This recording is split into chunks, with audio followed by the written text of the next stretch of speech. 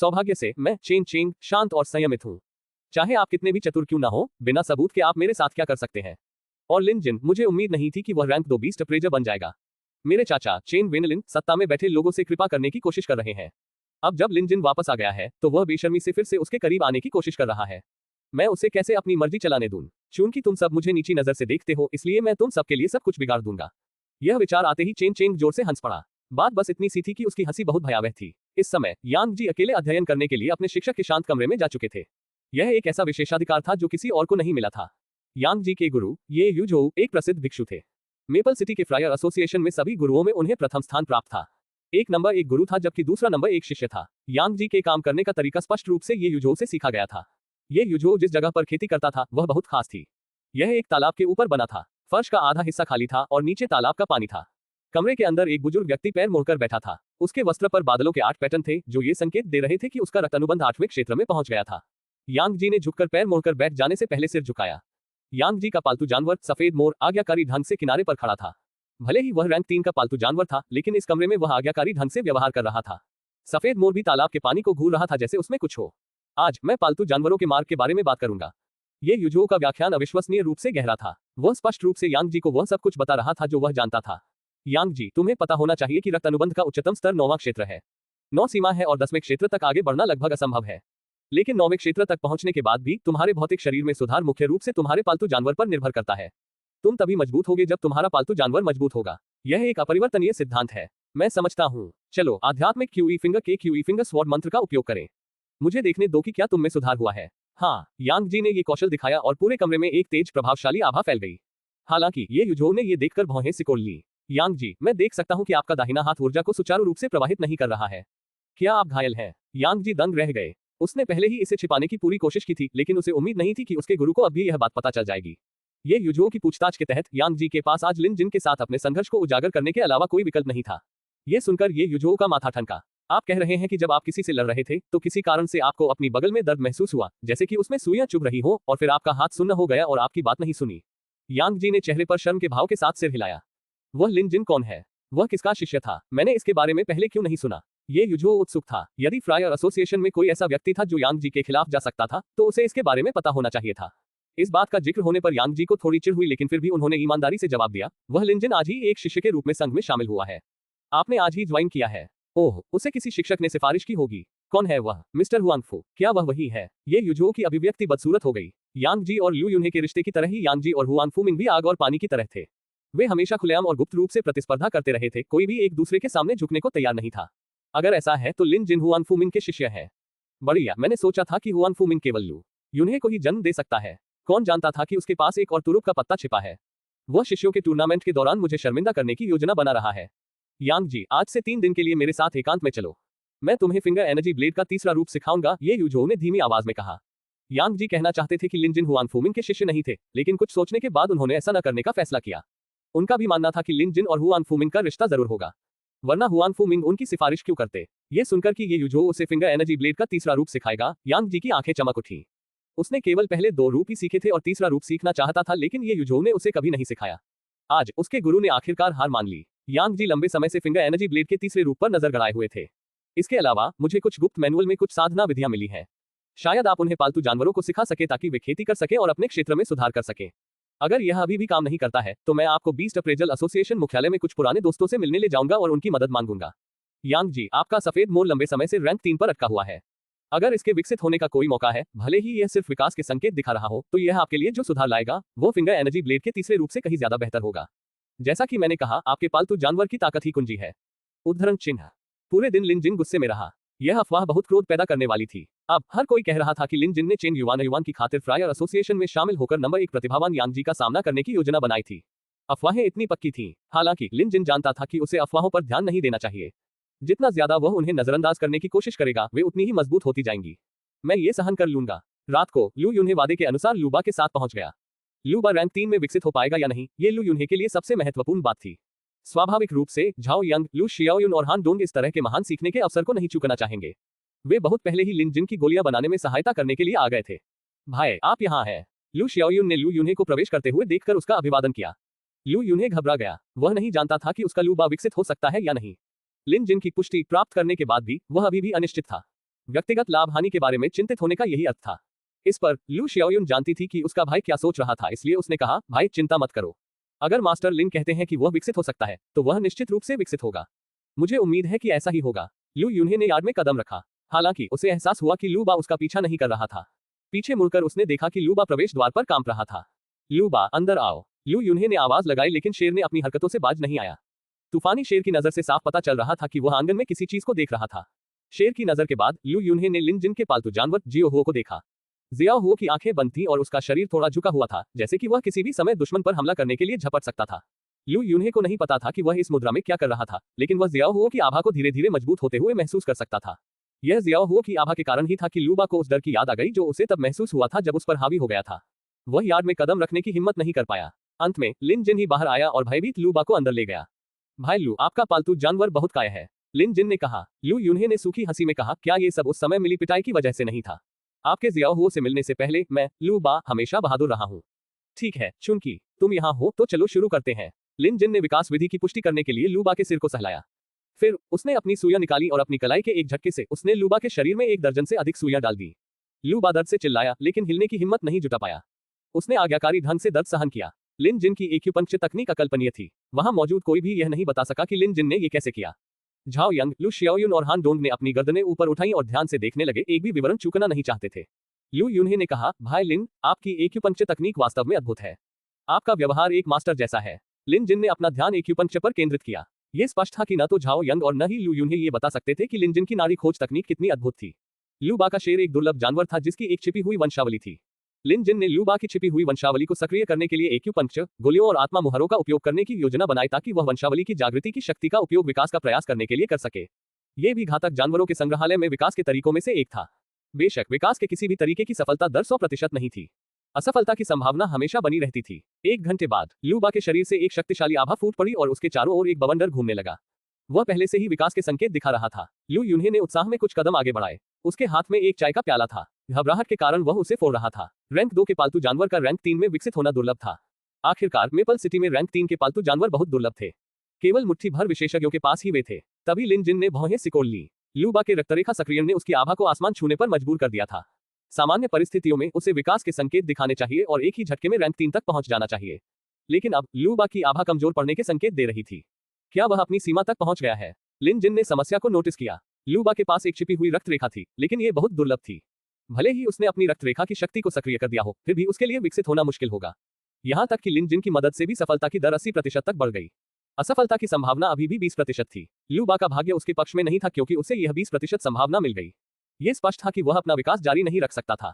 जैसे जैसे उसकी आभा कमजोर होती गई, लू बा ने चाहे कितनी भी कोशिश की, वह अभी भी कमजोर महसूस करता रहा। लू यूनहे इसे साफ तौर पर देख सकता था। अपने रक्त अनुबंध की शक्ति के माध्यम से वह लू बा की अनिच्छा और प्रयास को महसूस कर सकता था। ये बुरा है। लू यूनहे घबरा गया। अगर वे यह आखिरी कदम नहीं उठा पाए तो उनका अगला विकास और भी मुश्किल होगा। यह आम बात थी। पालतू जानवर का विकास धारा के विपरीत जाने जैसा था। अगर वे आगे नहीं बढ़े तो वे पीछे रह जाएंगे। अगर वे असफल हुए तो भविष्य में उनके असफल होने की संभावना तेजी से बढ़ जाएगी। कुछ लोगों ने तो यहाँ तक कहा कि अगर कोई पालतू जानवर अपने पहले विकास में असफल हो गया तो वह भविष्य में कभी सफल नहीं होगा। ये सभी जीवित उदाहरण थे। कई पालतू जानवर जो विकसित होने में असफल रहे, वे गुमनामी में डूब गए और मरने तक कभी भी जीवित नहीं उठे। कोई कल्पना कर सकता है कि लू यूनहे इस समय कितना चिंतित था। एक तीखी आवाज के साथ उसके हाथ में रखा चाय का प्याला टुकड़े टुकड़े हो गया। लू शियाओयुन ने अपने भाई की मनोदशा देखी और आगे बढ़कर कहा, उन्नति अभी खत्म नहीं हुई है। लू यूनहे दंग रह गया। लू बा पहले से ही शक्तिहीन था। क्या अभी कोई मौका था? एक बार यह गति कमजोर हो गई तो इसे फिर से हासिल करना लगभग असंभव था। लू यूनहे ने फ्रायर एसोसिएशन में बहुत से मामले देखे थे। उनके कई साथी शिष्य अपने पालतू जानवरों के विकास में एक महत्वपूर्ण क्षण में विफल हो गए थे। नतीजतन वे फिर कभी विकसित नहीं हो पाए। मास्टर लिन, उसके पास कोई रास्ता होगा, लू शियाओयुन ने दृढ़ता से कहा। लू यूनहे ने लिन जिन की तरफ देखा। निश्चित रूप से लिन जिन ने सिर्फ इसलिए हार नहीं मानी क्योंकि लू बा की गति कमजोर पड़ रही थी। उसके चेहरे पर हार या हताशा का कोई निशान नहीं था। मैं बहुत अधीर था। लू यूनहे ने गहरी सांस ली। इस बार उसने खुद को शांत किया और कोई अन्य भावनाएं प्रकट नहीं की। दूसरी तरफ लू बा की गति तेजी से कमजोर पड़ रही थी। वह अपने विकास में विफल होने वाला था। ऐसा लगता है कि अपने वंश को छिपाकर तुम्हारे लिए विकास करना कठिन है। लिन जिन शांत रहे। घातक जानवरों के संग्रहालय के पास असफल विकास को बचाने का एक तरीका था, इसलिए वह जल्दी में नहीं था। उसकी उंगली के एक झटके से एक सुई निकली और लू बा के मांस में घुस गई, उसकी नसों में प्रवेश कर गई। यह एक कुंडलित तार की सुई थी। लिन जिन अब इसके इस्तेमाल से परिचित हो चुका था। इस कुंडलित तार वाली सुई का इस्तेमाल न केवल पालतू जानवरों का मूल्यांकन करने के लिए किया जा सकता था, बल्कि इसका इस्तेमाल नसों को साफ करने के लिए भी किया जा सकता था। सुई लू बा की मध्य रेखा से होते हुए उसके हृदय तक पहुंची। नाड़ी खोज एक्यूपंक्चर तकनीक को बाह्य और आंतरिक एक्यूपंक्चर तकनीकों में विभाजित किया गया था। अधिकांश समय बाह्य एक्यूपंक्चर तकनीक का उपयोग किया जाता था। वर्तमान में कई लोग इस पद्धति का उपयोग भी कर रहे हैं। हालांकि नाड़ी खोज एक्यूपंक्चर तकनीक की वास्तविक शक्ति और सार आंतरिक एक्यूपंक्चर तकनीक में निहित है। 5 आंतरिक अंग सबसे बड़े एक्यूपंक्चर बिंदु थे। हालांकि लिन जिन की नाड़ी खोज तकनीक की समझ बहुत गहरी नहीं थी, न ही वह इससे परिचित था, इसलिए उसने कभी आंतरिक एक्यूपंक्चर का उपयोग नहीं किया था। आज लू बा को अपने विकास में एक अड़चन का सामना करना पड़ा। वह शायद अपने दम पर इससे बाहर नहीं निकल सकता था, इसलिए लिन जिन उसकी मदद के लिए केवल आंतरिक एक्यूपंक्चर का उपयोग कर सकता था। लिन जिन के नियंत्रण में कुंडलित तार की सुई लू बा के हृदय के एक्यू पॉइंट में चुभ गई। लू बा ने तुरंत शेर की दहाड़ लगाई। जियो हुओ के अलावा, जो पशु ऊर्जा गठन भाग 2 में डूबा हुआ था और दहाड़ को अनसुना कर रहा था, बाकी सभी पालतू जानवर चौंक गए। गोल्डी छत से नीचे कूद गया और उत्सुकता से लू बा का अध्ययन करने लगा, जिसकी आभा एक बार फिर आसमान छू रही थी। छाया भेड़िया भी जानवरों के बाड़े से बाहर निकलकर देखने लगा। झाओ यंग, लू शियाओयुन और हान डोन के पालतू जानवरों के लिए वे सभी विस्मय और बेचैन थे। आंतरिक एक्यूपंक्चर का उपयोग करने के बाद लिन जिन को चिंता हुई कि यह सुरक्षित नहीं होगा, इसलिए उन्होंने लू बा को बीस्ट एनर्जी फॉर्मेशन भाग 1 की सामग्री का हिस्सा सिखाया। वे सभी पालतू जानवरों के लिए मंत्र थे जो तुरंत परिणाम दे सकते थे। इसके साथ ही लू बा को बुद्धि का एक नया स्तर प्राप्त हुआ। जियाओ हुओ से सीखते हुए उसने अपना शरीर नीचे किया और जो आभा वह छोड़ रहा था वह सिकुड़ने लगी, क्योंकि उसने आसपास की आध्यात्मिक ऊर्जा को अवशोषित कर लिया था। क्रैक क्रैक क्रैक, लू बा की त्वचा और मांस गिरने लगे क्योंकि तेज हवा उसके मांस और हड्डियों को चाकू की तरह काट रही थी। इस पर लू यून्हे इतना घबरा गया कि वह सांस लेना भूल गया। कटा हुआ मांस पिघलने लगा और नया मांस उगने लगा। इस प्रक्रिया में लू बा का शरीर फैल गया। ये सिर्फ एक साइज बड़ा नहीं था, ये कई गुना बड़ा था। इतना कि लिन जिन का यार्ड लगभग पूरी तरह से लू बा द्वारा कब्जा कर लिया गया था। अगर वह अपना सिर उठाए तो छत से भी ऊंचा हो जाएगा। उसके एक पंजे का आकार चक्की के पार्ट के बराबर होगा। रैंक 2 पर पालतू जानवर मौलिक आत्मा ऊर्जा का उपयोग कर सकते हैं। रैंक 3 पर वे अपना आकार बदल सकते हैं। लू बा के आकार में अचानक वृद्धि ही इसका पर्याप्त प्रमाण थी। वह सचमुच विकसित हुआ है। लू यून्हे इतना उत्तेजित था कि वह खुद को नियंत्रित नहीं कर पा रहा था। उसके शरीर के सारे बाल खड़े हो गए थे। उसकी मुट्ठियां भींची हुई थी और उसका शरीर कांप रहा था। ऐसा लग रहा था कि यह एकमात्र तरीका था जिससे वह अपनी चीखने चिल्लाने की इच्छा को दबा सकता था। कुछ समय पहले लू यून्हे को लगा था कि उसका विकास विफल हो जाएगा। वह इस नतीजे को स्वीकार भी करने लगा था, लेकिन अब खुशी अचानक आ गई थी। रैंक 3 लू बा भी बेहद क्रूर था। उसका आकार बस दमनकारी था। हालांकि जैसे ही लू बा अपार शक्ति को महसूस करने के बाद एक लंबी दहाड़ लगाने वाला था, उसके बगल में एक धीमी गड़गड़ाहट ने उसे ऐसा महसूस कराया जैसे वह बर्फीले रसातल में गिर गया हो। जियो हुओ, जो अब तक चुप था, उसने अचानक अपनी आंखें खोली और लू बा पर गुर्राया। ये स्पष्ट था कि लू बा की उन्नति ने जियो हुओ की पशु ऊर्जा प्रशिक्षण तकनीक के दूसरे भाग की साधना को बाधित कर दिया था, जिससे जियो हुओ बहुत दुखी थी। लू बा की दहाड़ उसके गले में अटक गई थी। भले ही वह रैंक 3 तक पहुंच गया था और उसकी ताकत आसमान छू रही थी, फिर भी वह जियो हुओ से डरता था। जंगली जानवरों की ताकत के अपने मानक होते हैं। भले ही लू बा विकसित हो गया हो, फिर भी वह जियो हुओ को भड़काने की हिम्मत नहीं करेगा। ठीक है, दहाड़ने की कोई जरूरत नहीं है। तुम दूसरों को चौंका सकते हो। लिन जिन ने अपने सामने बड़े जीव को देखा और उसे थपथपाने के लिए आगे बढ़ा। लू बा तुरंत अपने सामान्य आकार में वापस आ गया। भाई लिन, मैं आपकी दयालुता को कभी नहीं भूलूंगा। लू यून्हे तुरंत आगे बढ़ा और झुक गया। उन्होंने अत्यंत ईमानदारी से प्रणाम किया।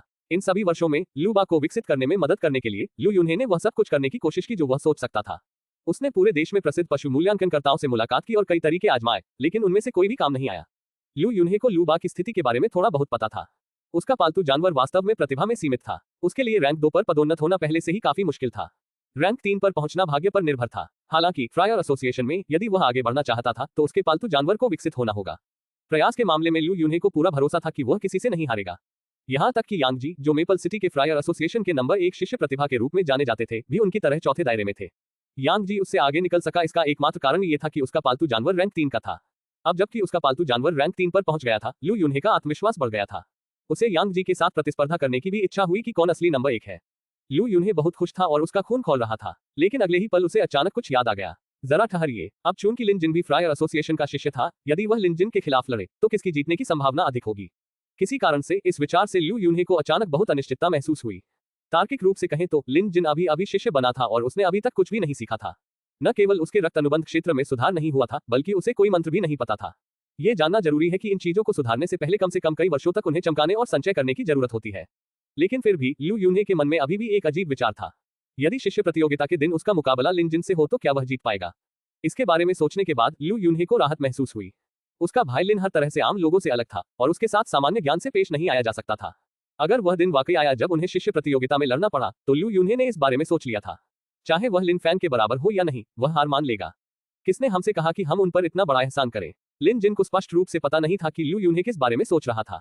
उसने इस बार लू बा को विकसित करने में मदद करने के लिए वास्तव में बहुत प्रयास किया था।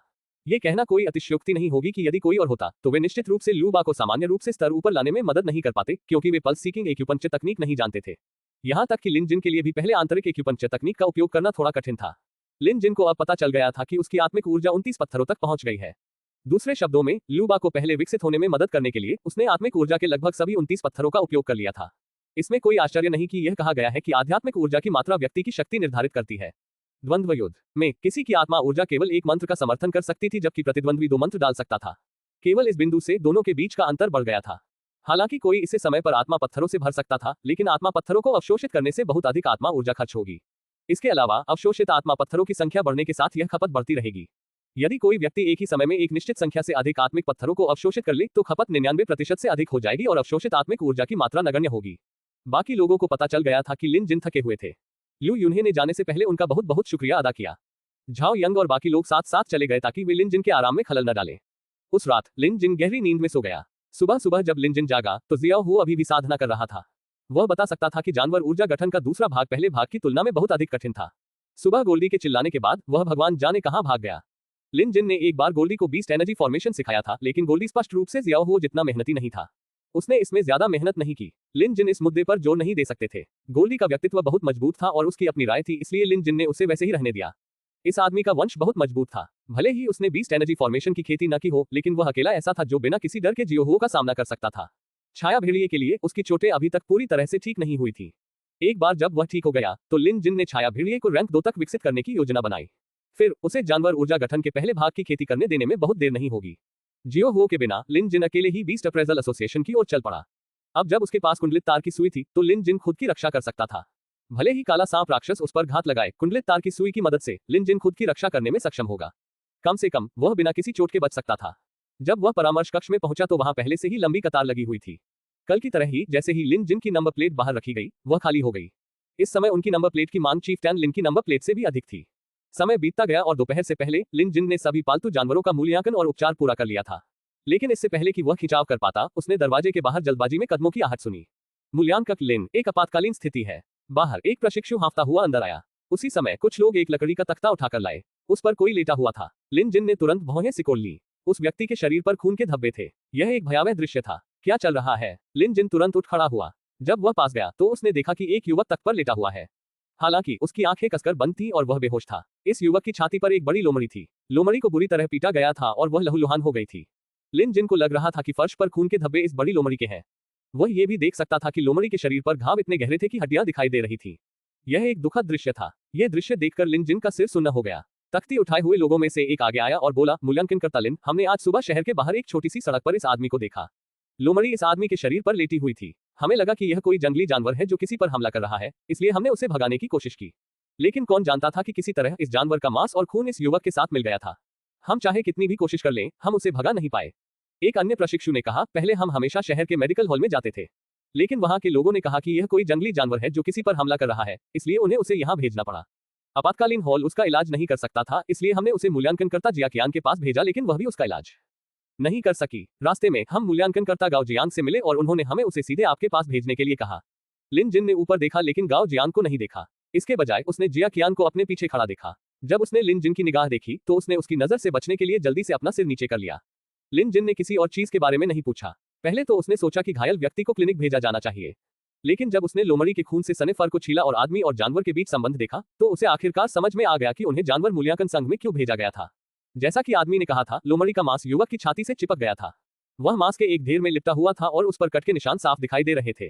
डॉक्टर ने उसे काटने की कोशिश की होगी, लेकिन वह सिर्फ एक छोटा सा कटी लगा पाया। खून बहने लगा और डॉक्टर खतरे के डर से रुक गया। जिस क्षण लिन जिन ने लोमड़ी को छुआ, घातक जानवरों के संग्रहालय में हलचल मच गई। लिन जिन की पुतलियां फैल गईं। मुझे अपना निदान करवाना है और मुझे परेशान नहीं किया जा सकता। बाकी आप लोग हमें छोड़ दीजिए। लिन जिन उठे और हाथ हिलाया। प्रशिक्षु पशु मूल्यांकनकर्ताओं ने जल्दी से सिर झुकाया और चले गए। दयालु ग्रामीण भी जाने ही वाले थे कि लिन जिन ने पूछा, ठीक है, क्या कोई इस व्यक्ति को जानता है? गांव वालों ने सिर हिलाते हुए कहा कि वे उसे नहीं जानते। इतना कहकर वे चले गए। जियाकियान भी एक पल के लिए झिझकी और फिर झुककर चली गई। वह पहले जैसी आकर्षक नहीं थी और अब वह पहले से कहीं ज्यादा शांत थी। झाओ यंग, लू शियाओयुन और हान डोंग मदद के लिए आगे आए, लेकिन लिन जिन ने उन्हें जाने से रोक दिया। तुम लोग भी चले जाओ, बाहर इंतजार करो। तीनों दंग रह गए। हालांकि लिन जिन की अभिव्यक्ति सख्त थी। बातचीत के लिए कोई जगह नहीं थी। तीनों लिन जिन को अच्छी तरह से जानते थे। अगर यह कोई गंभीर बात नहीं होती तो वह उन्हें जाने नहीं देता। सभी के चले जाने के बाद लिन जिन ने सहज रूप से जियो हो को पुकारा, लेकिन कोई प्रतिक्रिया नहीं मिली। तभी लिन जिन को याद आया कि उसने आज जियो हो को घर पर ही छोड़ दिया था। यह तो बुरा हुआ। लिन जिन घबरा गया। वह दूसरों को भी बुलाना चाहता था, लेकिन कुछ देर सोचने के बाद उसने यह विचार छोड़ दिया। अगर वह उन्हें बुला भी ले तो भी यह बेकार होगा। अगर कुछ सच में हो जाए तो उनमें लड़ने की ताकत भी नहीं होगी। वे बस खुद को मौत के मुंह में भेज रहे होंगे। लिन जिन ने अपना सिर नीचे झुकाकर जख्मी और मृत लोमड़ी को देखा। उसने अपने हाथ में कुछ चांदी की सुइयां पकड़ ली और युद्ध के लिए तैयार हो गया। करीब से देखने पर लिन जिन को एहसास हुआ कि लोमड़ी की कसकर बंद आंखें खुल गई थी और वह सीधे उसे घूर रही थी। लोमड़ी के शरीर पर जख्म तो था लेकिन उसकी आंखें अजीब तरह से शांत थीं। यह दूसरा राक्षस था जिसे लिन जिन ने देखा था। जब लिन जिन ने पहले लोमड़ी को छुआ था तो वह पहले से ही जानता था। इसके अलावा यह कोई साधारण राक्षसी जानवर नहीं था। कम से कम यह उस काले सांप से ज्यादा शक्तिशाली था जिसे उसने पिछली बार देखा था। हालांकि वह ऐसा लग रहा था कि वह मरने वाला था, लेकिन जानवरों को उनके रूप रंग से नहीं आंका जाना चाहिए। इसलिए लिन जिन ने बिना पलक झपकाए सभी को दूर भेज दिया। बेशक अगर लिन जिन को याद होता कि जियो हुआ आसपास नहीं है तो वह भी भाग सकता था। तीसरे दर्जे का राक्षसी जानवर लोमड़ी दानव। राक्षसी जानवर रक्त संधि नहीं बना सकते। अत्यंत बुद्धिमान, बुरी तरह घायल, रक्त वाहिकाओं को साझा करने में सक्षम, सपनों में प्रवेश करने की कला में निपुण। उपचार की 4 विधियां हैं जो है। उन्नति के 6 प्रकार हैं जो है। वर्तमान में दर्ज जानवरों की संख्या 24। पहली बार जब उसने राक्षसी जानवर देखा तो वह पहले वाला काला सांप था। उस समय यह जियाहुओ के बराबर था, लेकिन वह केवल रैंक 2 राक्षसी जानवर था। उसके सामने वाला तीसरे स्तर पर था। लिन जिन ने सोचा कि चूंकि जियोहुओ ने बीस्ट एनर्जी फॉर्मेशन के दूसरे भाग की खेती की है, इसलिए उसे सीधे उससे लड़ने में सक्षम होना चाहिए। हालांकि जियोहुओ आसपास नहीं था और गोल्डी भी यहां नहीं था। लिन जिन के लिए खुद पर भरोसा करना खतरनाक होगा। हालांकि कुंडलित तार की सुई कमजोर नहीं थी, लेकिन लड़ाई में न पड़ना ही सबसे अच्छा था। लिन जिन को यह समझ में नहीं आया कि उन दयालु लोगों ने क्यों सोचा कि यह एक जानवर है जो लोगों को नुकसान पहुंचा रहा है, इसलिए उन्होंने इस लोमड़ी दानव को पीटा। उन्होंने इसे बहुत बुरी तरह पीटा। अगर यह कोई सामान्य जानवर होता तो वे 8 बार मर जाते, लेकिन फिर भी इस लोमड़ी दानव ने किसी को नुकसान नहीं पहुंचाया। फिर क्लिनिक के डॉक्टर ने उसे चाकू से काट दिया और लोमड़ी राक्षस ने भी कोई जवाबी हमला नहीं किया। इससे लिन जिन की जिज्ञासा बढ़ गई। सुई को अपने हाथ में पकड़े हुए लिन जिन ने देखा कि राक्षस की हालत गंभीर रूप से घायल और सहजीवी रक्तरेखा थी। घातक जानवरों के संग्रहालय में जब तक स्थिति स्थिर थी तब तक कोई आगे की जांच कर सकता था। लिन जिन ने सहजीवी रक्तरेखा की जांच की और उसके बाद ही उसे समझ में आया कि क्या चल रहा था। सहजीवी रक्तरेखा। राक्षसी जानवर मनुष्यों के साथ एक ही रक्तरेखा साझा कर सकते हैं। यदि मनुष्य मर जाता है तो दानव नष्ट हो जाएगा। यदि दानव मर जाता है तो मनुष्य नष्ट हो जाएगा। ऐसा नहीं लगता कि यह किसी को नुकसान पहुंचाने की कोशिश थी। लिन जिन ने अपनी उंगली हिलाई और कुंडलित तार वाली सुई का प्रदर्शन किया। सुई युवक के शरीर में घुस गई और उसकी नसों के चारों ओर चक्कर लगाने लगी। लिन जिन ने हौंकते हुए कहा, यह युवक ऐसा लग रहा था जैसे वह मरने वाला है। उसका दिल नष्ट हो चुका था और अगर लिन जिन का अनुमान सही था तो उसे किसी धारदार हथियार से मारा गया होगा। लेकिन वह नहीं मरा क्योंकि इस लोमड़ी दानव ने उसकी जान बचाने के लिए सहजीवी रक्तरेखा का इस्तेमाल किया। लिन जिन और भी अधिक उलझन में था। ये लोमड़ी राक्षस उसे क्यों बचाएगा? शायद ये बता सकता था कि लिन जिन एक सक्षम व्यक्ति था। लोमड़ी दानव की आंखें भावनाओं से भरी हुई थी।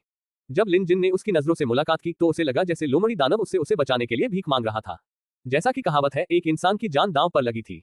चूंकि लिन जिन की नाड़ी खोज तकनीक पालतू जानवरों को ठीक कर सकती थी, इसलिए उसके लिए मानव शरीर को ठीक करना कोई समस्या नहीं होगी। उन्होंने तुरंत एक मकड़ी के रेशम का धागा निकाला और उसे कुंडलित तार की सुई में पिरोया। कुंडलित तार की सुई तकनीक का उपयोग करते हुए उन्होंने युवक के क्षतिग्रस्त हृदय को ठीक करने के लिए उसके शरीर में छेद कर दिया। मकड़ी का रेशम धागा एक विशेष प्रकार का टांका था जो बहुत महंगा था। लिन जिन को अन्य स्थानों के बारे में पता नहीं था, लेकिन मेपल सिटी में लिन जिन शायद एकमात्र व्यक्ति था जो इस तरह की चमत्कारी तकनीक को अंजाम दे सकता था। कुंडलित तार की सुई बहुत तेज थी। 10 मिनट से भी कम समय में लिन जिन ने सुई निकाल ली थी। हालांकि इस प्रक्रिया में बहुत अधिक आध्यात्मिक ऊर्जा खर्च हुई और उसे बहुत पसीना आ रहा था। लोमड़ी दानव की ओर देखते हुए लिन जिन ने अपनी उंगली हिलाई और उसके घावों का इलाज करने के लिए सुई तकनीक का इस्तेमाल किया। जाहिर है वह घातक जानवरों के संग्रहालय से उपचार पद्धति का उपयोग कर रहा था। चूंकि यह लोमड़ी दानव किसी को बचाने के लिए अपनी जान जोखिम में डालने को तैयार था, इसलिए यह संभवतः काले सांप जैसा राक्षस नहीं था। इसलिए लिन जिन ने उसे जितना हो सके बचाने का फैसला किया। लोमड़ी दानव स्पष्ट रूप से स्तब्ध था जब उसके एक्यूपंक्चर बिंदु को सुई से छेद दिया गया था। फिर उसने जल्दी से प्रतिक्रिया की और लिन जिन के साथ सहयोग किया। उसी समय लोमड़ी दानव के पेट के नीचे का मांस गिरने लगा, धीरे धीरे नीचे के युवक से अलग हो गया। युवक केवल इसलिए बच पाया क्योंकि लोमड़ी दानव ने अपने हृदय का उपयोग करके उसके रक्त प्रवाह में मदद की। अन्यथा युवक बहुत पहले ही मर चुका होता। लिन जिन ने एक गोली निकालकर लोमड़ी दानव की ओर फेंकी, वह उछलकर गोली निगल गया। एक मनुष्य और एक पशु, उनमें मौन सहमति थी। रैंक 3 राक्षस के रूप में इसकी पुनर्योजी क्षमताएं बेहद मजबूत थीं। अब ये फिर से स्वतंत्र रूप से घूम सकता था। इसने जमीन पर पड़े आदमी को देखा, फिर लिन जिन को। फिर एक झटके में ये छत पर चला गया और दूसरे झटके में ये गायब हो गया। इसे छोड़ दिया है। लिन जिन उत्सुक था, लेकिन अगर लोमड़ी दानव छोड़ना चाहता था तो वह उसे रोक नहीं सकता था। उसने सबसे पहले युवक की जांच की। अब उसकी जान को कोई खतरा नहीं था। इस बारे में बात करते हुए लिन जिन और लोमड़ी दानव दोनों ही युवक के रक्षक थे। इससे पहले लोमड़ी दानव ने उसके जीवन को बढ़ाने के लिए उसके साथ खून का रिश्ता साझा किया था। फिर लिन जिन ने युवक के दिल को ठीक करने के लिए नाड़ी तलाश तकनीक का इस्तेमाल किया। बाहर वास्तव में कोई भी नहीं गया था, जिसमें किसान भी शामिल थे जिन्होंने उस युवक को बचाया था। वे भी निजी तौर पर चर्चा कर रहे थे कि वह लोमड़ी राक्षस क्या था। अचानक लिन जिन ने दरवाजा खोला और उन्हें अंदर बुलाया। जब वे अंदर गए तो वे दंग रह गए। युवक की छाती पर टांके के निशान थे, लेकिन उसकी सांसों को देखकर लग रहा था कि वह ठीक है। मूल्यांकक लिन, वह लोमड़ी कहाँ है जिसने उसे घायल कर दिया? कोई पूछने से खुद को रोक नहीं सका। लिन जिन ने अपना सिर हिलाया। यह मर चुका है, अब ये ठीक है, इसे क्लिनिक भेजो। यद्यपि किसानों को संदेह था, फिर भी उन्होंने कोई प्रश्न नहीं पूछा। जब राक्षसों की बात आती है तो इसे गुप्त रखना बेहतर होता है। हालांकि लिन जिन मुसीबत से नहीं डरता था, लेकिन वह उसे भड़काना नहीं चाहता था। उसने झाओ यंग और अन्य लोगों को लोमड़ी दानव के बारे में भी नहीं बताया। दोपहर के भोजन के बाद लिन जिन सीधे फ्रायर एसोसिएशन की ओर चले गए। फ्रायर एसोसिएशन के शिष्य टूर्नामेंट में सिर्फ 10 दिन बचे थे। लिन जिन को कुछ तैयारियां करनी थी। आखिरकार पहला स्थान जीतने पर ही उसे इनाम के तौर पर ड्रैगन ब्लड की गोली मिल सकती थी। ड्रैगन रक्त की गोली जियोहुओ के संपूर्ण विकास की कुंजी थी, इसलिए लिन जिन को इसे पाने का कोई रास्ता खोजना था। चूंकि उनके पास कोई गुरु नहीं था, इसलिए लिन जिन के पास मार्गदर्शन लेने के लिए कोई नहीं था। हालांकि फ्रायर एसोसिएशन में कई स्वतंत्र शिष्य थे। वे अपने दम पर अध्ययन और साधना करते थे। अगर उन्हें किताबों की जरूरत होती तो वे अपने शिष्य टोकन का उपयोग करके स्पिरिट लाइब्रेरी से उन्हें उधार ले सकते थे। लिन जिन आज सीधे स्पिरिट लाइब्रेरी की ओर चले गए। स्पिरिट लाइब्रेरी शायद फ्रायर एसोसिएशन में सबसे लोकप्रिय जगह थी। कुछ लोग साधना के प्रति इतने जुनूनी थे कि वे व्यवहारिक रूप से यही रहते थे, खुद को किताबों के समुद्र में डुबोए रखते थे। स्पिरिट लाइब्रेरी के प्रवेश द्वार पर एक बूढ़ा आदमी बैठा था, जिसके नितंब के नीचे एक बड़ा कछुआ था। बहुत से लोग बड़े कछुए को पालतू जानवर के रूप में रखना पसंद करते हैं। उदाहरण के लिए जूकैन का नीलम कछुआ। हालांकि उसके सामने वाला कछुआ नीलम कछुए से ज्यादा प्रभावशाली था। घातक जानवरों के संग्रहालय के बिना भी लिन जिन बता सकता था कि यह कछुआ रैंक 3 था। निश्चित रूप से फ्रायर एसोसिएशन छिपे हुए बाघों और छुपे हुए ड्रैगन से भरा हुआ था।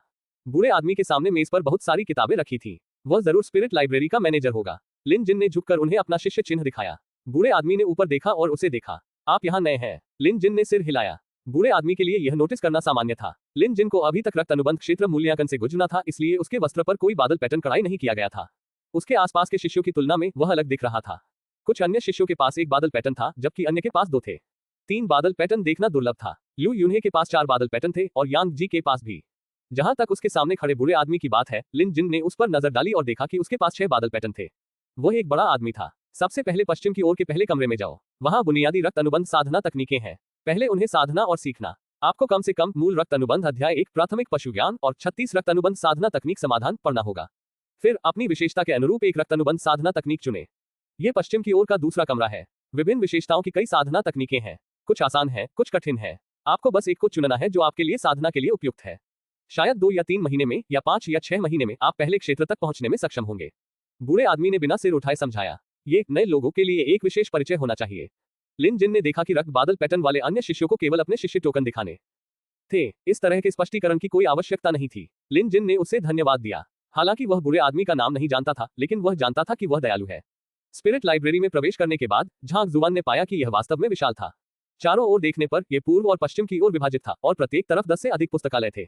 यहाँ कोई भी किताबों की खुशबू को सूंघ सकता था। लिन जिन के पूर्ववर्ती को रक्त अनुबंध साधना की कुछ समझ थी। आखिरकार वह एक पशु मूल्यांकन करता था। हालांकि वह कोई विशेषज्ञ नहीं था, फिर भी उसके पास कुछ सामान्य ज्ञान था। उदाहरण के लिए किसी पालतू जानवर के साथ रक्त संबंध बनाने में किसी की मदद कैसे करें। ये मूल बातें थी। रक्त संधि बनाने के बाद व्यक्ति का स्तर और क्षेत्र भी बढ़ाया जा सकता था। इसमें विशेष साधना पद्धतियां शामिल थी। प्राचीन अमर लोग स्वर्ग के महानताओं को समझने के लिए स्वर्ग और पृथ्वी से आध्यात्मिक ऊर्जा प्राप्त करते हुए विभिन्न अमर मंत्रों का अभ्यास करते थे। अब चूंकि अमरता पाना कठिन हो गया था, इसलिए लोगों ने मुख्य रूप से अपने रक्त अनुबंध क्षेत्र और पालतू जानवरों के स्तर को सुधारने पर ध्यान केंद्रित किया। लिन जिन पश्चिम की ओर एक कमरे में दाखिल हुआ। कमरे के ऊपर तक कई पुस्तक अलमारियां थीं और प्रत्येक अलमारी पुस्तकों से भरी हुई थी। कई शिष्य या तो खड़े थे या बैठे हुए हॉल में पुस्तकों का अध्ययन कर रहे थे। जब लिन जिन अंदर आया तो कुछ लोगों ने अपना सिर भी नहीं उठाया। कुछ ने ऊपर देखा, लेकिन उस पर ध्यान नहीं दिया। हालांकि कुछ ऐसे भी थे जो लिन जिन को देखकर थोड़ा चौंक गए। देखो, ये लिन जिन है। कौन लिन जिन? वह वही है जिसका एक महिला को लेकर वरिष्ठ भाई यांग जी के साथ झगड़ा हुआ था। ओह, ये तो वही है। वहां फुसफुसाहटें थीं। लिन जिन ने ऐसा नाटक किया जैसे उसने उनकी बात नहीं सुनी। उसने सबसे पहले बुकशेल्फ पर रखी विषय सूची को देखा और अपनी जरूरत की किताबें ढूंढ ली। वे 3 बुनियादी किताबें थीं जिनका जिक्र बूढ़े आदमी ने किया था। Basic blood contract first chapter, basic beast knowledge और 36 blood contract cultivation method solutions. हालांकि उन्हें पलटने के बाद लिन जिन ने उन्हें अर्थहीन पाया। वह किताबों की अधिकांश सामग्री जानता था। हालांकि इन किताबों को क्लासिक माना जा सकता था, फिर भी लिन जिन को उनकी नजर में ये किताबें थोड़ी बोझिल लगी। उसे याद आया कि घातक जानवरों के संग्रहालय में जियोहुओ के पत्थर की पट्टिया में उसके रक्त अनुबंध स्तर को बढ़ाने की एक विधि थी। संग्रहालय में खुद को लीन करते हुए लिन जिन ने जियोहुओ की पत्थर की पट्टिका निकाली और पढ़ना शुरू कर दिया। यकीनन संग्रहालय में रक्त संचार बढ़ाने के कई तरीके थे। एक संक्षिप्त नजर डालने के बाद लिन जिन को एहसास हुआ कि वे यहाँ की किताबों में बताए गए तरीकों से कहीं ज्यादा गहरे थे। यहाँ अधिकांश पुस्तकें मूल बातों से शुरू होती हैं। स्पिरिट स्टोन से स्पिरिट ऊर्जा को अवशोषित करके कोई व्यक्ति अपने रक्त अनुबंध क्षेत्र को बढ़ा सकता है और इस प्रकार अपनी स्पिरिट ऊर्जा क्षमता को बढ़ा सकता है। संग्रहालय में जो विधि थी वह केवल एक विधि थी और वह सबसे कम दक्षता वाली विधि थी। संग्रहालय ने रक्त संकुचन बढ़ाने के लिए कम से कम 10 तरीके उपलब्ध कराए। उदाहरण के लिए दृश्यावलोकन, आत्मा को जब्त करना, नसों को मजबूत करना, ऊर्जा गठन, आंतरिक गोली। लिन जिन ने उन सभी तरीकों को देखा। इनमें से हर एक तरीका अपने आप में खास था और वे सभी गुप्त तरीके थे जो बाहर नहीं मिल सकते थे। कुछ तुलना के बाद लिन जिन को एहसास हुआ कि नसों को मजबूत करने की विधि उनके लिए सबसे उपयुक्त थी। लेकिन सबसे कारगर विधि निस्संदेह आत्मा को जब्त करना थी। चलो पहले आत्मा को जब्त करने का तरीका आजमाते हैं। अगर यह काम नहीं करता है तो मैं दूसरे तरीके पर स्विच करूंगा। लिन जिन ने सहजता से चुना। सच कहा जाए तो इनमें से कोई भी तरीका बुरा नहीं था। कम से कम वे स्पिरिट लाइब्रेरी द्वारा उपलब्ध कराए गए से कहीं बेहतर थे। इसके अलावा इसका मतलब यह नहीं था कि एक विधि का उपयोग करने के बाद वह उसी समय अन्य विधियों का भी अभ्यास नहीं कर सकता था। इस पर लिन जिन ने एक जगह ढूंढी, बेतरतीब ढंग से एक किताब उठाई और क्रॉस लेग करके बैठ गया। पढ़ने का नाटक करते हुए वह वास्तव में आत्मा को जब्त करने की विधि का अभ्यास कर रहा था। आत्मा को जब्त करने का यह तरीका बहुत ही दुष्ट था। सीधे शब्दों में कहें तो लिन जिन को अपने आसपास से आध्यात्मिक ऊर्जा चुराने के लिए एक गुप्त श्वास तकनीक का उपयोग करना पड़ा। दूसरे शब्दों में, अगर वह समुद्र की सभी मछलियां पकड़ लेता तो बाकी को खुद ही अपना बचाव करना पड़ता। हालांकि खेती का उद्देश्य प्रतिस्पर्धात्मक होना था। दूसरों के प्रति विचारशील होने की कोई आवश्यकता नहीं थी। यदि वह विनम्र होते तो समय आने पर अन्य लोग उन पर हमला करने में संकोच नहीं करते। दूसरों की तुलना में लिन जिन को बहुत बड़ा लाभ था। वह ये कि वह नाड़ी तलाशने की तकनीक जानता था। एक्यूपॉइंट पियर्सिंग के साथ संयुक्त रूप से ये स्पिरिट जब्ती के प्रभाव को बढ़ा सकता है। आधे घंटे के बाद लिन जिन ने सांस लेने की तकनीक में महारत हासिल कर ली। फिर उन्होंने प्रयोग करना शुरू कर दिया। गहरी सांस लेना। आसपास के वातावरण में पहले से ही कम आध्यात्मिक ऊर्जा हलचल करने लगी, जो लिन जिन की ओर स्थानांतरित हो गई। सांस छोड़ें। सांस छोड़ते हुए अपने आंतरिक अंगों को शुद्ध करें। सिर्फ एक सांस में ही लिन जिन को इसका असर महसूस हो गया। ये कहना अतिशयोक्ति नहीं होगी कि इसका असर तुरंत ही हुआ। इस सवाल को एक तरफ रख दे कि क्या ये सांस लेने की तकनीक उसके रक्त संकुचन स्तर को बढ़ा सकती है। सिर्फ ये तथ्य कि वह सांस लेने के बाद खुद को शांत कर सकता है, अपनी दृष्टि को तेज कर सकता है और अपने दिमाग को साफ कर सकता है, पहले से ही काफी प्रभावशाली था। रोजाना ज्यादा अभ्यास करना अच्छा होगा। इस श्वास तकनीक का नाम था ताओइस्ट ताई श्वास तकनीक। नाम ही अपने आप में काफी प्रभावशाली था। लिन जिन को ये जानने की उत्सुकता थी कि घातक जानवरों के संग्रहालय को ये चीजें कहां से मिली। हालांकि संग्रहालय की उत्पत्ति रहस्य में डूबी हुई थी, इसलिए लिन जिन को अभी तक इसका उत्तर नहीं मिल पाया था। 3 सांसों के बाद आसपास की आत्मिक ऊर्जा पूरी तरह से उत्तेजित हो गई। मनुष्यों की इंद्रियां कमजोर थीं, इसलिए उन्होंने इस पर ध्यान नहीं दिया, लेकिन कमरे में मौजूद पालतू जानवर चौंक गए और चारों ओर देखने लगे।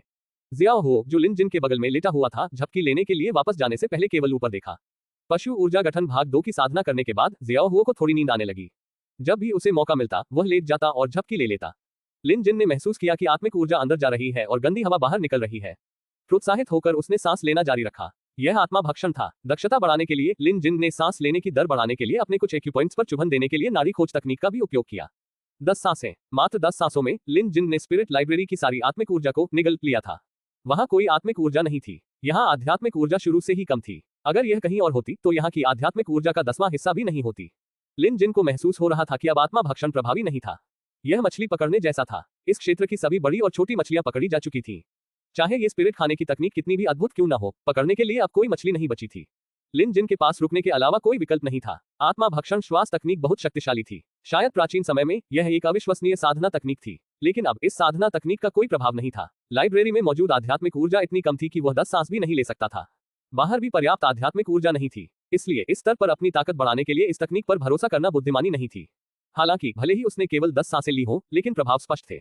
लिन जिन को अपनी शारीरिक शक्ति में सुधार महसूस हो रहा था, लेकिन कितना उसे पता नहीं था। वह कल्पना कर सकता था कि प्राचीन समय में जब आत्मिक ऊर्जा प्रचुर थी, यदि वह इस आत्मिक भक्षण तकनीक का उपयोग करता तो वह केवल एक रात में अपने रक्त अनुबंध स्तर को 9वें क्षेत्र तक बढ़ाने में सक्षम हो सकता था। यदि आत्मा भक्षण से काम न चले तो वह बदल जाएगा।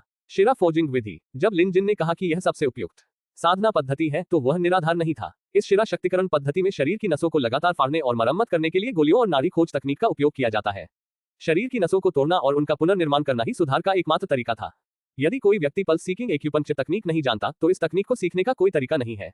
लिन जिन ने ऊपर देखा और पाया कि पश्चिम की ओर वाले कमरे में ज्यादा लोग थे। वहां थोड़ी भीड़ हो रही थी। उसने स्थान बदलने की योजना बनाई। वह जियाहुओ को बाहर लाया और पश्चिम की ओर दूसरे कमरे में चला गया। यद्यपि यहाँ लोग थे, फिर भी कई खाली जगहें भी थीं। एक किताब ढूंढकर और उसे अपने हाथों में पकड़कर लिन जिन ने एक छोटी सुई निकाली और नस मजबूत करने की विधि का अभ्यास करना शुरू कर दिया। मानव शरीर में सैकड़ों एक्यूपॉइंट और 108 प्रमुख एक्यूपॉइंट थे। मेरिडियन रक्त वाहिकाएं थी जो 5 विसरा और 6 हाथों को विभिन्न एक्यूपॉइंट से जोड़ती थी। फोर्जिंग मेरिडियन तकनीक में मेरिडियन को थोड़ा थोड़ा करके फिर से बनाना पड़ता था। यह समय लेने वाला, कष्टसाध्य और पीड़ादायक था। लिन जिन ने अभी अपनी सांस के सागर में एक नस को फिर से बनाने का प्रयास किया था, जब दर्द के कारण उसके माथे पर अत्यधिक पसीना आ गया और वह लगभग दर्द से चिल्ला पड़ा। लेकिन एक बार मेरिडियन फोर्जिंग शुरू हो जाने के बाद इसे पूरा करना ही पड़ता था, अन्यथा यह शरीर को ही नुकसान पहुंचाता। इसलिए चाहे कितना भी दर्द क्यों न हो, लिन जिन को इसे सहना ही था। यहां तक कि नसों को ठीक करने के लिए उन्हें खुद ही नाड़ी खोज तकनीक का इस्तेमाल करना पड़ा। जब तक नसों को फिर से जोड़ा गया, लिन जिन ऐसा लग रहा था कि वह गिरने के कगार पर है। उसका चेहरा पीला पड़ गया था और उसकी पीठ पसीने से भीग गई थी। उन्होंने स्पष्टतः एक महत्वपूर्ण मामले की अनदेखी की थी। इस शिरा को मजबूत करने की तकनीक में मुख्य सुई की आवश्यकता नहीं होती। अमर युग के प्राचीन युग में भी किसी और को सुई पकड़नी होती थी, जबकि अभ्यासकर्ता को केवल साधना पर ध्यान केंद्रित करना होता था। आखिरकार दर्द सहना ही काफी मुश्किल था। इसके अलावा एक्यूपंक्चर तकनीक का इस्तेमाल करना भी यातना जैसा था। हालांकि संग्रहालय में फोजिंग मेरिडियन तकनीक में इसका उल्लेख नहीं किया गया था, इसलिए लिन जिन को पता नहीं था कि वह स्प्लिट्स कर रहा था। ये देखते हुए कि लिन जिन दर्द में था, जियाओ केवल बेचैनी से इधर उधर भटक सकता था, किसी भी तरह की मदद करने में असमर्थ था। उसी समय स्पिरिट लाइब्रेरी के बाहर चेन चेंग अपने कुछ विश्वस्त सहयोगियों के साथ दूर कोने में खड़ा था। क्या तुम लोगों ने इसे स्पष्ट रूप से देखा? क्या ये लिन जिन था जो अभी अंदर गया था? चेन चेंग ने पूछा। एक सहयोगी ने सिर हिलाया। ये सच है, हमने उसे पहले भी देखा है, इसलिए हम गलत नहीं हो सकते। चेन चेंग ने सिर हिलाया। उसने लिन जिन और यांग जी को लड़ाने के लिए यह अफवाह फैलाई थी, लेकिन किसी कारण से यांग जी कल अपने गुरु ये यूझो के साथ एकांत में चली गई। फिर भी उन्होंने लड़ाई नहीं की। चेन चेंग क्रोधित था। उसे ईर्ष्या हो रही थी कि यांग जी को अपने गुरु से निजी शिक्षा मिल रही थी। ये कुछ ऐसा था जो चेन चेन ने पहले कभी अनुभव नहीं किया था। वह ईर्ष्यालु था। हालांकि उसने यांग जी को भड़काने की हिम्मत नहीं की। चूंकि वह बुरे मूड में था, इसलिए उसने अपना गुस्सा निकालने के लिए लिनजिन के साथ परेशानी मोल लेने का फैसला किया। ये लिनजिन स्वर्ग और पृथ्वी की विशालता को नहीं जानता। उसने सीनियर यांग जी से भी बदतमीजी से बात की। मास्टर ये के गुट के सदस्य होने के नाते हम सभी एक ही पक्ष में हैं। हम एक नौसिखिए को हमें कैसे परेशान करने दे सकते हैं? झाओपी, तुम विचारों से भरे हुए हो। क्या तुम उसे धोखा देने का कोई तरीका सोच सकते हो? कम से कम उसे खुद शर्मिंदा तो करो। चेन चेन चालाक था। उसने जानबूझकर लिन जिन और ये यूझो के गुट के बीच संघर्ष भड़काने के लिए अफवाह का इस्तेमाल किया। इस तरह उसे खुद कुछ भी ऐसा करने की जरूरत नहीं होगी जिससे परेशानी खड़ी हो। हर कोई सोचेगा कि वह सीनियर यांग जी और मास्टर यी के गुट के लिए ऐसा कर रहा है। इसके अलावा लिन जिन की सिफारिश हुआन फुमिंग ने की थी। हुआन फुमिंग का गुट हमेशा मास्टर यी के गुट से असहमत रहा था। झाओपी नाम का वह आदमी जिसका मुंह बाहर निकला हुआ था और गाल बंदर जैसे थे, अक्सर दूसरों के लिए रणनीति बनाता था। वह जोर से हंसा। यह आसान है। मैं गारंटी देता हूं कि हमें लिन जिन को शर्मिंदा करने के लिए एक भी सैनिक या जनजाति का उपयोग करने की आवश्यकता नहीं होगी। चेन चेंग ने उस पर विश्वास किया। ये यूझो के शिष्यों में झाओपी की प्रतिभा और साधना सर्वोच्च नहीं थी। अब भी वह अपने रक्त अनुबंध के दूसरे क्षेत्र में ही था, लेकिन संसाधनशीलता के मामले में झाओपी किसी से पीछे नहीं था। जूनियर झाओ, मैं यह आप पर छोड़ता हूं। जैसा कि आप जानते हैं, मैं लिन जिन से पहले भी मिल चुका हूं। चेन चेंग ने कहा। मैं समझ गया वरिष्ठ भाई चेन, बस इंतजार करो और देखो। ऐसा कहकर आत्मविश्वास से भरे झाओपी ने समूह को स्पिरिट लाइब्रेरी में ले गया। इस बीच लिन जिन अभी भी इस बात पर विचार कर रहे थे कि क्या उन्हें नसों को मजबूत करने की विधि की साधना जारी रखनी चाहिए या नहीं। ऐसा नहीं था कि लिन जिन दृढ़ इच्छाशक्ति वाला नहीं था, लेकिन इस पद्धति को अपनाना बहुत दर्दनाक था। ऐसा लगता था जैसे वह खुद को चाकू से मार रहा हो। यह बहुत यातनापूर्ण था। जहां तक प्रभाव की बात है, लिन जिन को इसका कोई अंदाजा नहीं था। उसने जो मध्याह्न रेखा चुनी थी, उसे बहुत महत्वपूर्ण माना जाता था। अब जब उसकी मध्याह्न रेखाएं मजबूत हो गई थी, तो वह काफी ज्यादा लचीली हो गई थी।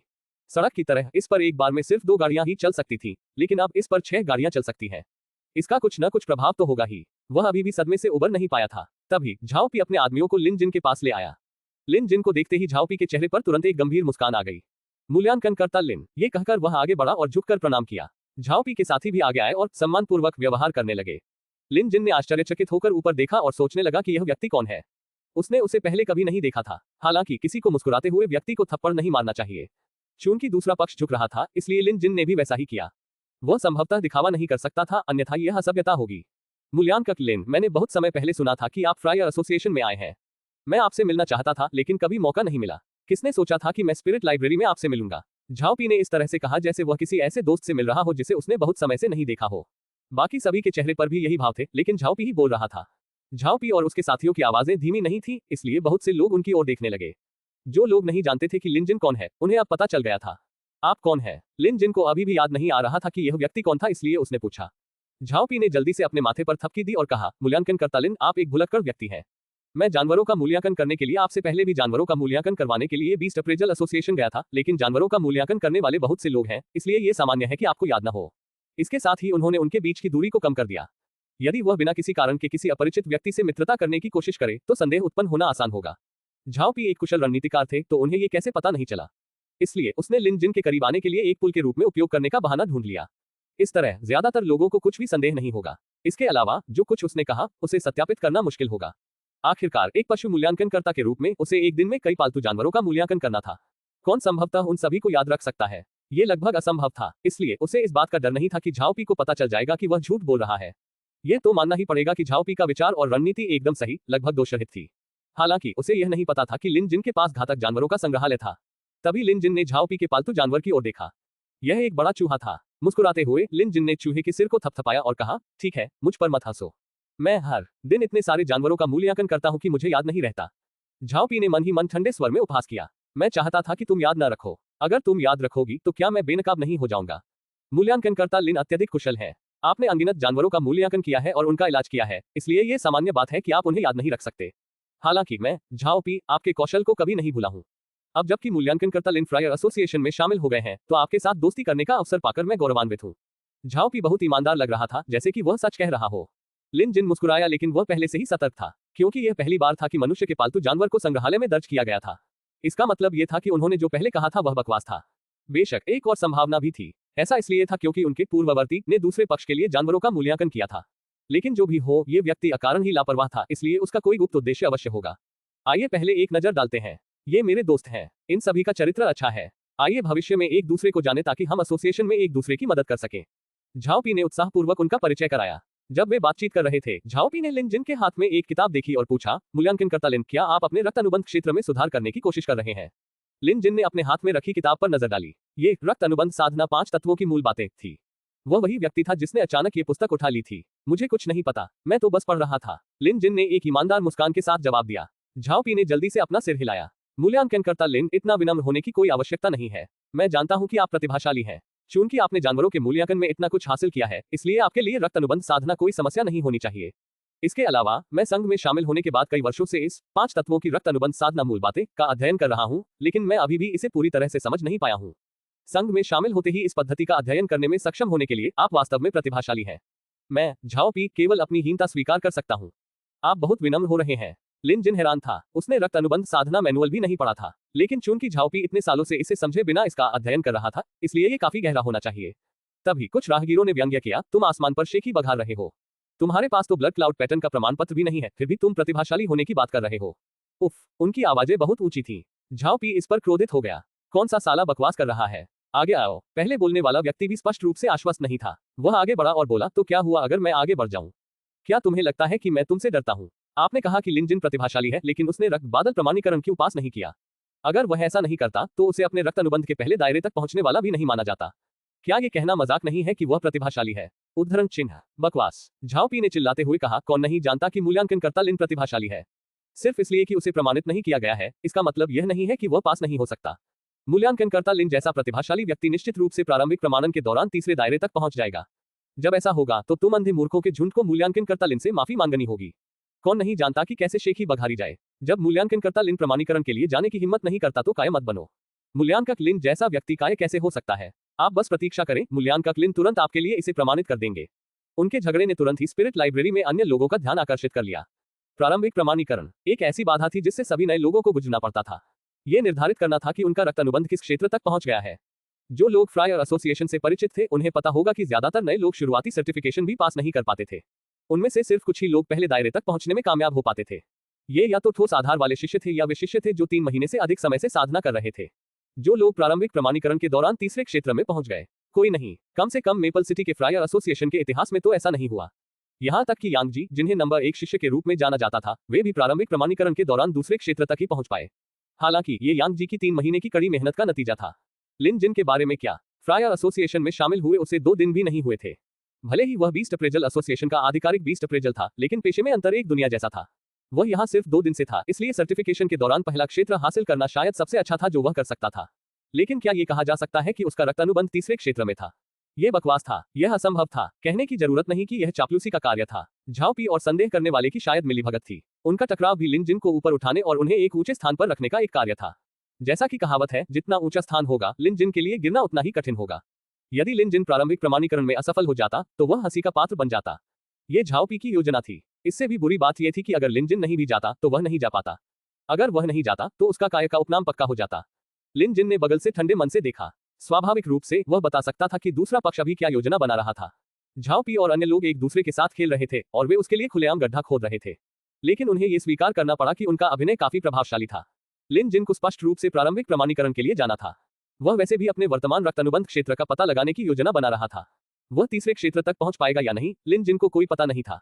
हालांकि घातक जानवरों के संग्रहालय में रक्त अनुबंध क्षेत्रों के कुछ विवरण थे। उनमें से एक नाड़ी खोज तकनीक की अविश्वसनीय रूप से शक्तिशाली कुंडलित तारसुई थी। ये केवल उच्च रक्त अनुबंध क्षेत्र वाले लोगों द्वारा ही किया जा सकता था।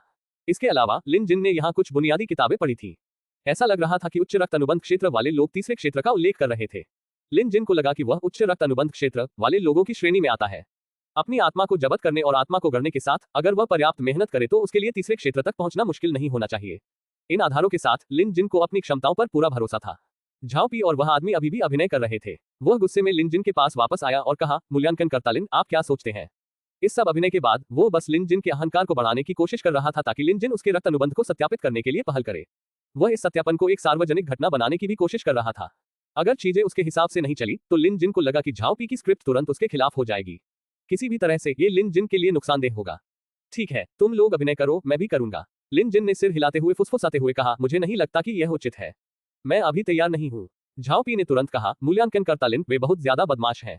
वे आपको नीची नजर से देख रहे हैं। आपको पीछे नहीं हटना चाहिए। आपको उनका सीधे सामना करना चाहिए। वह आदमी अभी भी शो चुराने की कोशिश कर रहा था। क्या तुम जाने से बहुत डर रहे हो? अगर तुम नहीं हो तो बस इतना कह दो, काय काय। उसकी आवाज इतनी तेज थी कि ऐसा लग रहा था जैसे कोई कुत्ता भौंक रहा हो। लिन जिन के चेहरे पर गुस्से की झलक दिखी और फिर वह भौचक्का होकर सोचने लगा। फिर उसने झाओपी को एक तरफ खींचा और कहा, ठीक है, ऐसा नहीं है कि मैं जाना नहीं चाहता, लेकिन मेरे पास अभी कोई स्पिरिट स्टोन नहीं है। ये सही है, मेरे पास कोई स्पिरिट स्टोन नहीं है। अगर मेरे पास होता तो मैं सत्यापन के लिए जाता। फ्रायर एसोसिएशन में रक्त अनुबंध का मूल्यांकन निःशुल्क नहीं था। इसमें एक शुल्क था और यह सस्ता भी नहीं था। फ्रायर एसोसिएशन में इस्तेमाल की जाने वाली मुद्रा अलग थी। सोने और चांदी की जगह वे स्पिरिट स्टोन का इस्तेमाल करते थे। ऐसा कहा जाता है कि स्पिरिट स्टोन शाही राजधानी और कुछ बड़े शहरों में इस्तेमाल की जाने वाली मुख्य मुद्रा भी थी। आमतौर पर फ्रायर एसोसिएशन रक्त अनुबंध सत्यापन के लिए 30 निम्न श्रेणी के स्पिरिट स्टोन का शुल्क लेता था। हालांकि ये केवल पहले दायरे के लिए था। यदि ये दूसरा दायरा था तो शुल्क 70 निम्न श्रेणी के स्पिरिट स्टोन तक बढ़ जाता था। यदि ये तीसरा दायरा था तो व्यक्ति को 150 निम्न श्रेणी के स्पिरिट स्टोन का भुगतान करना पड़ता था। स्वाभाविक रूप से चौथे दायरे का सत्यापन और भी महंगा था, जिसकी कीमत दोगुनी होकर 300 निम्न श्रेणी के स्पिरिट स्टोन हो जाती थी। इसके अलावा चाहे कोई सफल हो या असफल, आत्मिक पत्थरों का भुगतान तो करना ही होगा। बाहरी लोगों को ऐसा लगा जैसे लिन जिन को कोई बहाना मिल गया है। ऐसा नहीं है कि मैं जाने से डरता हूं, बल्कि ऐसा है कि मेरे पास कोई आत्मिक पत्थर नहीं है, इसलिए आप यह नहीं कह सकते कि मैं बहुत डरता हूं या मैं काय हूं। झाओपी को उम्मीद नहीं थी कि लिन जिन इतना बेशर्म होगा कि वह ऐसा बहाना बना देगा। मैं झाओपी, एक साधन संपन्न छोटे सलाहकार के रूप में जाना जाता हूं। मैंने पहले ही इस बहाने के बारे में सोच लिया है जिसकी तुम तलाश कर रहे हो। लिन जिन, तुम आज निश्चित रूप से खुद को शर्मिंदा करने जा रहे हो। गहरी सोच में डूबे झाओपी ने अपना हाथ हिलाया और उदारता से कहा, इसकी चिंता मत करो मूल्यांकनकर्ता लिन, मैं झाओपी आपके मूल्यांकन के लिए आवश्यक आध्यात्मिक पत्थरों का भुगतान करूंगा। झाओपी ने भविष्यवाणी की थी कि लिन जिन ज्यादा से ज्यादा पहले दायरे तक ही पहुंच पाएगा और ऐसा होने की संभावना बहुत कम थी। 80 से 90% संभावना थी कि लिन जिन मूल्यांकन में पास नहीं हो पाएगा। दूसरे शब्दों में, इस मामले को निपटाने के लिए उसे अधिकतम 30 निम्न श्रेणी के आध्यात्मिक पत्थर ही खर्च करने होंगे। 30 निम्न श्रेणी के स्पिरिट पत्थर अभी भी उसकी पहुंच में थे। झाओपी की बातें सुनकर लिन जिन की आंखों में घबराहट की झलक दिखाई दी। झाओपी ने यह देखा और मन ही मन खुश हुआ। उसने सोचा, चलो देखते हैं कि लिन जिन किस तरह का बहाना बनाता है। आप मेरे स्पिरिट स्टोन्स के लिए भुगतान करेंगे, क्या तुम सच कह रहे हो? लिन जिन ने पूछा। झाओपी ने सिर हिलाया। ये सच है। सब लोग सुनो, मैं झाओपी मूल्यांकनकर्ता लिन के खून के अनुबंध सत्यापन शुल्क का भुगतान करूंगा। मैं मूल्यांकनकर्ता लिन का नाम साफ करने के लिए ऐसा कर रहा हूं, ताकि यह साबित हो सके कि वह एक बेकार का फिजूल खर्च नहीं है। अब चूंकि लिन जिन को ऐसा करने के लिए मजबूर किया गया था, भले ही वह अनिच्छुक दिखाई दे रहा था, उसके पास अपने रक्त अनुबंध का मूल्यांकन कराने के लिए मूल्यांकन क्षेत्र में भीड़ का अनुसरण करने के अलावा कोई विकल्प नहीं था। झाओपी और अन्य लोगों ने आग में घी डालने का काम किया, जिससे 100 से ज्यादा लोग शो देखने के लिए उनके साथ शामिल हो गए। ये देखने लायक नजारा था। चेन चेंग ने भीड़ में घुसने का मौका लिया। एक बार जब लिन जिन मूल्यांकन में विफल हो गया तो वह दूसरों के साथ उसका मजाक उड़ा सकता था और चुपके से आग में घी डाल सकता था। जब ऐसा हुआ तो लिन जिन कभी भी फ्रायर एसोसिएशन में अपना सिर ऊंचा नहीं रख पाएगा। भीड़ मूल्यांकन क्षेत्र में पहुंची। किसी के रक्त अनुबंध क्षेत्र की पुष्टि करने के लिए फ्रायर एसोसिएशन के 2 वरिष्ठ बुजुर्ग जिम्मेदार थे। वे दोनों निष्पक्ष और निष्पक्ष थे। इसके अलावा ये दोनों बुजुर्ग हमेशा सख्त रहे थे। यहाँ तक कि जब भीड़ आ गई तब भी वे चुप रहे और हंगामा करने की हिम्मत नहीं की। लिन जिन ने आगे बढ़कर संकेत दिया कि वह अपने रक्त अनुबंध का मूल्यांकन कराना चाहते हैं। एक बुजुर्ग ने सिर हिलाकर कहा, क्या आप नियम जानते हैं? हाँ। लिन जिन ने अपने बगल में झाओपी की ओर इशारा किया। वह रक्त अनुबंध मूल्यांकन के लिए आवश्यक आत्मा पत्थरों का भुगतान करेगा। किसी और के लिए मूल्यांकन के लिए भुगतान करना असामान्य नहीं था। वास्तव में यह आम बात थी। इसलिए बुजुर्गों में से एक ने झाओपी को आगे बढ़ने का इशारा किया। क्या आप भुगतान करने जा रहे हैं? बुजुर्ग ने पुष्टि के लिए पूछा। झाओपी ने सिर हिलाया और सकारात्मक उत्तर दिया, हाँ। ठीक है, जो लोग अपने रक्त अनुबंध का मूल्यांकन करवाना चाहते हैं कृपया मूल्यांकन कक्ष में प्रवेश करें। बाकी लोग बाहर प्रतीक्षा करें। चूंकि बुजुर्ग ने कहा था, इसलिए सभी को आज्ञा माननी पड़ी। ये नियम था, ये सुनिश्चित करने के लिए कि किसी को परेशानी न हो। रक्त अनुबंध मूल्यांकन कक्ष में किया जाएगा। तो फिर मैं अंदर जा रहा हूँ। ये कहकर लिन जिन ने अंदर कदम रखने से पहले झाओपी को एक मुस्कान दी। झाओपी दंग रह गया। लिन जिन की मुस्कान पहले से इतनी अलग क्यों थी? पहले तो वह आशंका, झिझक और संदेह से भरा हुआ था, लेकिन अब उसकी मुस्कान में केवल दृढ़ संकल्प और आत्मविश्वास था।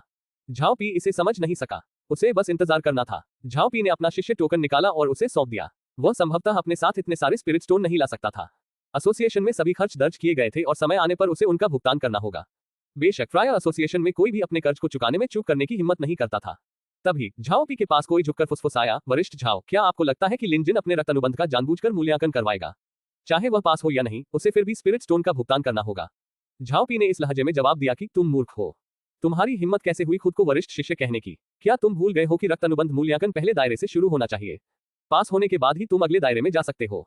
लिन जिन शायद पहले दायरे को भी पास नहीं कर पाएगा। ज्यादा से ज्यादा उसे 30 कम श्रेणी के स्पिरिट स्टोन देने होंगे। ठीक है, जब वह बाद में बाहर आएगा तो तुम लोग जानते हो कि क्या करना है ना?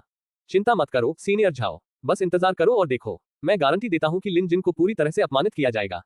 हम कहीं और इसकी गारंटी नहीं दे सकते, लेकिन फ्रायर एसोसिएशन में वह कभी भी अपना सिर नहीं उठा पाएगा। ये बहुत अच्छा है। समूह इंतजार करने लगा, लेकिन कुछ देर बाद भी कोई बाहर नहीं आया। झाओपी को लगा कि कुछ गड़बड़ है। आमतौर पर पहले क्षेत्र के लिए मूल्यांकन जल्दी होना चाहिए। साथ ही नियमों के अनुसार अगर कोई असफल हो जाता है तो वे आगे नहीं बढ़ सकते। तो फिर वह अभी तक बाहर क्यों नहीं आया? शायद कुछ ऐसा है जिसकी वजह से मैं देरी से आया हूँ। झाओपी ने बहाना बनाया और इंतजार करना जारी रखा, लेकिन कुछ देर बाद भी कोई बाहर नहीं आया। इस बार झाओपी को लगा कि कुछ गड़बड़ है। अगर मूल्यांकन विफल हो गया था तो उसे पहले ही बाहर आ जाना चाहिए था। कोई रास्ता नहीं था कि उसे इतने लंबे समय तक देरी हो। कुछ तो गलत हुआ होगा। बाकी लोग आपस में फुसफुसाने लगे, इसमें इतना समय क्यों लग रहा है? जब मैं रक्त अनुबंध मूल्यांकन कर रहा था तो यह इतनी जल्दी समाप्त हो गया था। हाँ, तार्किक रूप से कहें तो यह इतना धीमा नहीं होना चाहिए। कुछ हुआ क्या? सभी लोग एक साथ बात कर रहे थे। बेशक ऐसे भी लोग थे जिन्होंने अनुमान लगाया कि लिन जिन ने प्रथम क्षेत्र मूल्यांकन पास कर लिया है। इसकी संभावना अधिक नहीं थी पर असंभव भी नहीं थी। झाओपी को भी यह बात समझ में आ गई। वह स्पष्ट रूप से नाखुश था। यह उसकी अपेक्षा से बहुत दूर था और उसे काफी ज्यादा स्पिरिट स्टोन चुकाने होंगे। ये सोचकर उसका दिल दुख गया। ये 100 से भी अधिक आत्मिक पत्थर थे। अरे, जब ये बच्चा बाद में बाहर आएगा तो मैं उसका मजाक उड़ाऊंगा। झाओपी को लगा जैसे उसे कोई नुकसान हुआ है। अपने गुस्से को दबाते हुए उसने लिन जिन के बाहर आने का इंतजार किया ताकि वह अपना सारा गुस्सा बाहर निकाल सके। वह सोच रहा था कि उसे यह बात कैसे कहनी चाहिए। समय बीतता रहा। एक और लंबे इंतजार के बाद वह अभी तक बाहर क्यों नहीं आ रहा है? इस बार हर कोई वास्तव में हैरान था। झाओपी की अभिव्यक्ति बेहद बदसूरत थी। जबकि वह थोड़ा असहज महसूस कर रहा था, वह बहुत उत्सुक भी महसूस कर रहा था। वह जानने को उत्सुक था कि लिन जिन अंदर क्या कर रहा था। क्या वह सचमुच रक्त अनुबंध के दूसरे क्षेत्र के मूल्यांकन में उत्तीर्ण हुआ? यह विचार आते ही झाओपी को चक्कर आने जैसा महसूस हुआ।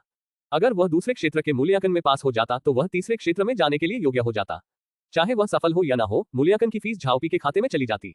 यह उनके लिए बहुत बड़ी क्षति थी। झाओपी अब अपने फैसले पर पछता रहा था। साथ ही वह अभी भी अविश्वास में था। भले ही लिन जिन एक जानवर मूल्यांकन करता था, लेकिन कोई रास्ता नहीं था कि वह सिर्फ 2 दिनों में दूसरे दायरे को पार कर सके, है ना? तभी मूल्यांकन कक्ष का दरवाजा अंततः खुल गया। झाओपी उत्साहित होकर सोच रहा था, आखिरकार मैं बाहर आ गया।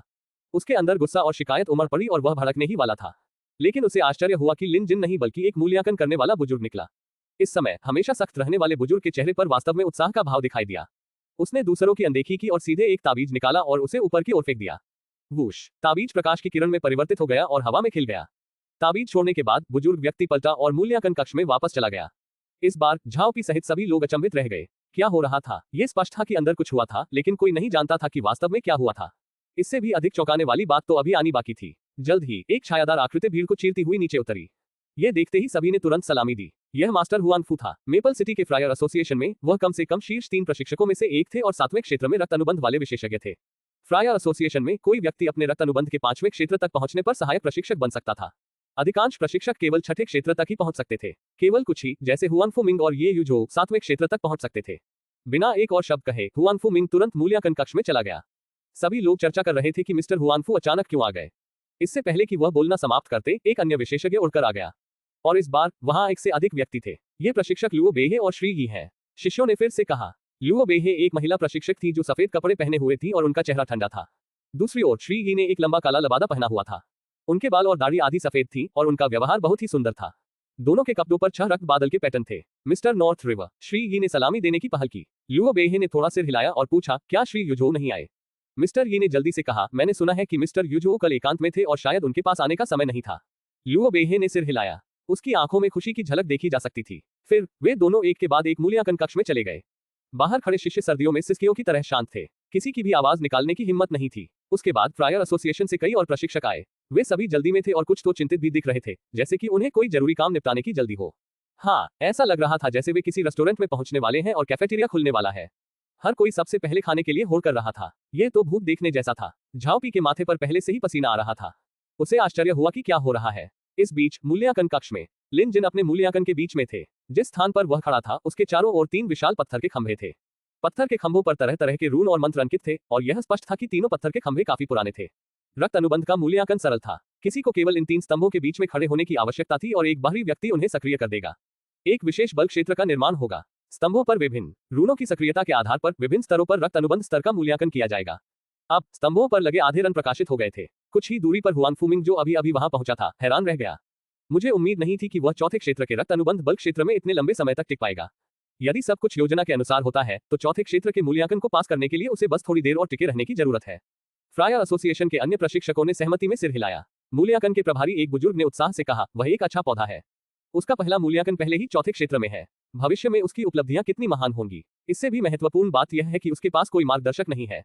हम ऐसी प्रतिभा को बर्बाद नहीं होने दे सकते। उसे मार्गदर्शन देने के लिए कोई मार्गदर्शक होना चाहिए। इसीलिए मैंने आप सभी को यहाँ इकट्ठा किया है। बुजुर्ग ने कारण बताया। अन्य प्रशिक्षक भी उससे सहमत थे। साथ ही वे लिन जिन की ओर जलती हुई निगाहों से देखने लगे। ऐसा लग रहा था कि लिन जिन के चौथे दायरे के मूल्यांकन में सफल होने की पूरी संभावना थी। दूसरे शब्दों में, वह शुरू से ही चौथे दायरे में था। संघ में कितने शिष्य चौथे क्षेत्र में थे? बहुत कुछ। वे केवल 3 थे। यहाँ तक कि तथाकथित नंबर 1 जीनियस यांग जी को भी कई सालों तक साधना करनी पड़ी। दूसरी ओर झांग जुबान पहले से ही इतने ऊंचे शुरुआती बिंदु पर था। अगर वे उसे अपने संरक्षण में ले सके और उसका मार्गदर्शन कर सके तो न केवल वे गौरव का आनंद ले पाएंगे, बल्कि वे महान पुरस्कार भी प्राप्त कर पाएंगे। एक प्रशिक्षक के रूप में इससे अधिक आकर्षक क्या हो सकता है? वे अब अपनी हथेलियां आपस में रगड़ रहे थे, लिन जिन को छीनने के लिए तैयार। खास तौर पर तब जब उन्हें पता चला कि ये युझो यहाँ नहीं है। यह एक बढ़िया अवसर था। आमतौर पर फ्रायर एसोसिएशन के आधे से ज्यादा बेहतरीन शिष्य ये युझो के संरक्षण में थे। इससे बचा नहीं जा सकता था। बूढ़े आदमी ये का साधना स्तर ऊंचा था और उसकी स्थिति और क्षमताएं सभी के सामने थी। वे उससे प्रतिस्पर्धा नहीं कर सकते थे। हालांकि जैसा कि भाग्य में लिखा था, ओल्ड मैन ये एकांत में चले गए थे। इससे उनके पास बेहतर अवसर आ गया। बेशक ये युझो के अलावा संघ में एक और पर्वत था और वह था हुआन फूमिंग। ये युझो 8वें क्षेत्र में था जबकि हुआन फूमिंग 7वें क्षेत्र में थोड़ा कमजोर था। लेकिन लू युनहे उनसे ज्यादा ताकतवर था। इसके अलावा हुआन फूमिंग के शिष्यों में लू युनहे शीर्ष 3 में था। इसके अलावा उसके अधीन अच्छे अंकुरों की कोई कमी नहीं थी। इसलिए उनमें से हुआन फूमिंग के पास सबसे ज्यादा प्रतिस्पर्धा थी। भीड़ ने हुआन फूमिंग की ओर यह सोचकर नजरें चुराई कि चूंकि उन्हें बाद में मिस्टर हुआनफू के साथ प्रतिस्पर्धा करनी है, इसलिए उन्हें अधिक लाभ देने होंगे। हालांकि वे नहीं जानते थे कि हुआन फूमिंग पहले ही एक बार लिन जिन को अस्वीकार कर चुका था। हुआन फूमिंग भी आश्चर्यचकित था। जब उन्होंने लिन जिन को एसोसिएशन में शामिल होने के लिए परीक्षण किया तो उन्होंने उम्मीद नहीं की थी कि यह जानवर मूल्यांकनकर्ता इतना क्रूर होगा। सच कहा जाए तो उसे थोड़ा अफसोस हुआ। क्या उसे उस समय लिन जिन को स्वीकार कर लेना चाहिए था? लेकिन दूसरी तरफ से सोचने पर हुआन फूमिंग के अपने नियम थे। वह अपने शिष्यों से चाहता था कि वे अपना सारा ध्यान साधना पर केंद्रित करें और उन्हें विचलित होने की अनुमति नहीं थी। लिन जिन स्पष्ट रूप से ऐसा नहीं कर सकता था। इसलिए भले ही वह लिन जिन के रक्त अनुबंध क्षेत्र मूल्यांकन से हैरान था, हुआन फूमिंग को इस नियम का पालन करना पड़ा। इसके अलावा हुआन फूमिंग को एक और एहसास था। हो सकता है कि वह लिन जिन जैसे शिष्य को शिक्षा देने में सक्षम न हो। इसलिए इस बार वह ये पुष्टि करने के लिए दौड़ा कि मूल्यांकन करने वाला बुजुर्ग सच कह रहा था या नहीं। एक क्षण तक देखने के बाद हुआन फूमिंग बिना कुछ कहे पीछे मुड़ा और चला गया। दूसरे सलाहकार हैरान रह गए। जब तक उन्हें एहसास हुआ कि क्या हो रहा है, हुआन फूमिंग पहले ही मूल्यांकन कक्ष से बाहर जा चुका था। श्री हुआन फू क्यों चले गए? सलाहकार हैरान थे। हालांकि उन्हें इसका कारण नहीं पता था, लेकिन यह अच्छी बात थी कि हुआन फूमिंग प्रतिस्पर्धा में शामिल नहीं था। तभी मूल्यांकन करने वाले बुजुर्ग ने कहा, यह हो गया।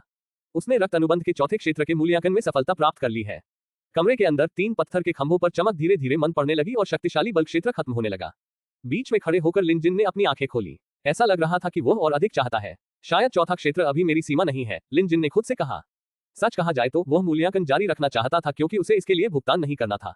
हालांकि वह जानता था कि अगर वह आगे बढ़ता रहा तो वह मूल्यांकन में उत्तीर्ण हो सकता है और 5वें क्षेत्र को प्राप्त कर सकता है। लेकिन ये परेशानी वाली बात होगी। रक्त अनुबंध 5वां क्षेत्र शिष्य के दायरे से बाहर था। अगर वे उसे शिष्य टूर्नामेंट में भाग लेने की अनुमति नहीं देते तो क्या ये बहुत बड़ा नुकसान नहीं होगा? इसलिए ऐसा ही हो। उसका लक्ष्य दिखावा करना नहीं था, बल्कि एक कमतर ड्रैगन रथ की गोली प्राप्त करना था ताकि जो पूर्ण विकास के अगले चरण में आगे बढ़ सके। गठन से बाहर निकलने के बाद लिन जिन चौंक गया। उसके सामने कमरे में कुछ लोग जलती हुई निगाहों से खड़े थे। उनके कपड़ों पर खून के बादल के पैटर्न को देखकर लिन जिन अचानक अपनी हैरानी से बाहर आ गया। ये लोग मेपल सिटी के फ्रायर एसोसिएशन के मार्गदर्शक होंगे। प्रभावशाली, अपने प्रारंभिक मूल्यांकन में चौथे क्षेत्र को प्राप्त करना। नौजवान, तुम बुरे नहीं हो। मूल्यांकन करने वाले बुजुर्ग लिन जिन की प्रशंसा करने से खुद को रोक नहीं पाए। साथ ही उन्होंने लिन जिन को एक शिष्य की वर्दी दी जिस पर 4 बादलों के पैटर्न कढ़ाई किए गए थे। उनमें से एक गुरु ने कहा, लिन जिन, मैं जानता हूं कि तुम एक स्वतंत्र शिष्य हो जिसने अभी तक किसी गुरु को स्वीकार नहीं किया है। मैं तुम्हें अपना शिष्य बना सकता हूं और मैं गारंटी देता हूं कि मैं तुम्हें हर दिन निजी तौर पर शिक्षा दूंगा। उसके ऐसा कहने के तुरंत बाद उसके बगल में बैठे एक अन्य गुरु ने कहा, गुरु कियाओ, आप केवल कुछ वर्षों से ही प्रशिक्षक हैं, इसलिए आप अभी भी अनुभवहीन हैं। लिन जिन के पास पहले से ही इतना मजबूत आधार है और आपको डर है कि आप उसे पीछे छोड़ देंगे। यदि आप मेरे शिष्य बन जाते हैं तो मैं आपको वह सब कुछ सिखा दूंगा जो मैं जानता हूँ। शिक्षक वांग, ये सही नहीं है। आप मुझे वह सब कुछ सिखा सकते हैं जो आप जानते हैं, लेकिन मैं नहीं। इसके अलावा योग्यता का ताकत से कोई लेना देना नहीं है। अगर हम पढ़ाने की बात करें तो आप मुझसे भी अच्छे नहीं हैं, श्री कियाओ ने तुरंत जवाब दिया। आमतौर पर वे दोनों इस तरह से व्यवहार नहीं करते। आज वे प्रतिभाओं के लिए लड़ रहे थे, इसलिए उनमें से कोई भी दूसरे को रास्ता नहीं देना चाहता था। श्री यी ने असहाय भाव से अपना सिर हिलाया। सब लोग, हम सब एक ही कारण से यहाँ हैं। प्राचीन काल से ही एक महान शिक्षक मिलना कठिन रहा है और उसी कारण से एक अच्छा शिष्य मिलना भी कठिन है। लेकिन हमें इस कारण से अपनी प्रतिष्ठा को गिरने नहीं देना चाहिए। इसके अलावा आपको लिन जिन से पूछना होगा कि क्या वह आपको अपना गुरु मानने को तैयार है। यदि वह अनिच्छुक है तो ये सब व्यर्थ होगा। श्री कियाओ और शिक्षक वांग ने सिर हिलाया और लिन जिन की ओर मुड़े। फिर मिस्टर यी ने लिन जिन की ओर मुड़कर कहा, लिन जिन, मैं मिस्टर यी हूँ। और ये हैं। उपस्थित मार्गदर्शकों का परिचय देने के बाद लिन जिन ने उनमें से प्रत्येक को प्रणाम किया। परिचय के बाद श्री यी ने आगे कहा, यहाँ मौजूद हर कोई फ्रायर एसोसिएशन का आधिकारिक सलाहकार है। उनके रक्त अनुबंध छठे क्षेत्र पर है और उनमें से प्रत्येक की अपनी विशेषताएं हैं। यदि आप उनके शिष्य बनना चाहते हैं तो आप उनमें से किसी एक को चुन सकते हैं। बेशक यदि आप अनिच्छुक हैं तो हम आपको मजबूर नहीं करेंगे।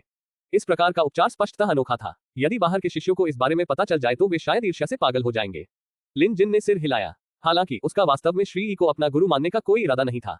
जैसे ही वह सच बताने वाला था, लियो बेहे ने अचानक कहा, लिन जिन, अगर तुम यांग जी के साथ प्रतिस्पर्धा करना चाहते हो तो तुम्हें मुझे अपना गुरु मानना चाहिए। अन्यथा भले ही तुम उसके समान चौथे दायरे में हो, फिर भी तुम उसके सामने कोई मुकाबला नहीं कर सकते। लिन जिन को उस पर विश्वास नहीं हुआ। चाहे वह जानवरों से मुकाबला हो या आमने सामने का मुकाबला, लिन जिन को खुद पर पूरा भरोसा था। जियो हुओ और कुंडलित तार की सुई ही वह जगह थी जहां से उसका आत्मविश्वास आता था। लिन जिन और यांग जी के बारे में अफवाहें पूरे फ्रायर एसोसिएशन में फैल चुकी थी। कई सलाहकारों ने भी इसके बारे में सुना था, इसलिए लियो बेहे के लिए यह जानना सामान्य था कि लिन जिन और यांग जी के बीच अच्छे संबंध नहीं थे। लिन जिन को समझाने के लिए इसका इस्तेमाल करना एक चतुर चाल थी। लियो बेहे इतनी चौकस थी कि उसने लिन जिन के विचारों को समझ लिया। फिर उसने कहा, मुझे पता है कि तुम मेरी बात पर यकीन नहीं करोगे, लेकिन ये सच है। यांग जी श्री युझोउ के मुख्य शिष्य हैं और श्री युझोउ मेपल सिटी के फ्रायर एसोसिएशन में नंबर 1 गुरु है। यांग जी की क्षमताएं निश्चित रूप से तुम्हारी कल्पना से परे हैं। मेरे पास आओ और मैं तुम्हें अपना मुख्य शिष्य बनाऊंगी। मैं तुम्हें यांग जी को नियंत्रित करना भी सिखाऊंगी। जैसे ही उसने कहा, लियो बेहे की आंखों में एक मुस्कान थी जो दृढ़ निश्चय लग रही थी। लिन जिन ने सिर झुकाया। लियो बेहे मुस्कुराए। जैसे ही उसने सोचा कि लिन जिन उसका शिष्य बनने जा रहा है, उसने उसे यह कहते हुए सुना, याद दिलाने के लिए धन्यवाद मिस्टर बेहे। और फिर बस यही था। लियो बेहे की आत्मविश्वास भरी मुस्कान तुरंत जम गई। लिन जिन ने जाने से पहले एक बार फिर गुरुओं को प्रणाम किया। वास्तव में उसे अस्वीकार कर दिया गया था। लियो बेहे ने गहरी भौहें सिकुड़ी। वह हमेशा से एक घमंडी व्यक्ति रही थी और यह पहली बार था जब उसने किसी शिष्य को स्वीकार करने की पहल की। उसे अस्वीकार किए जाने की उम्मीद नहीं थी। हालांकि वह एक गुरु थी, इसलिए वह इतनी संकीर्ण सोच वाली नहीं थी कि अस्वीकार किए जाने के बाद भी वह द्वेष रखे। वह ऐसा कुछ नहीं करेगी। फिर भी वह अपना गुस्सा नहीं रोक सकी। आपका व्यक्तित्व बहुत अच्छा है।